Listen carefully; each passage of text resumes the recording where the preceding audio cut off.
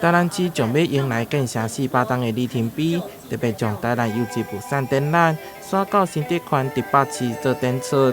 开幕当天，台南市长黄伟綽带着市府团队来为展览做行销。远东集团董事长徐旭东也出席活动来收听。他这里推完，他还要看哪些地方可以更增加。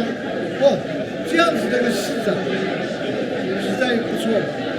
哪个是有这样子的一个市长，带动这样子的一个冲力，这样子的这个力量，这样子的组织，就是很不错。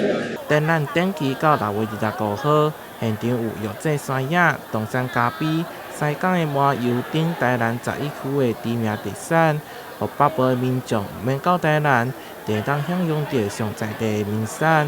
市长黄伟綽也进入展场，为每一个单位做宣传。作为台南的好物，我们一定要来这边来展示。总有17家我们严选过的这个台南好物，包括食品、包括花卉，还有包括用品，还有包括文创产品，这些通通都值得介绍给最优质的新竹消费者。远东百货为了协助推广台南优质的物产，特别制出满野送礼物的活动。在假日时也特别安排专业的老师选用台南优质稻米，教民众制作红牛粿，让大小朋友透过体验以及品尝，甚至是使台南优质的农特产品。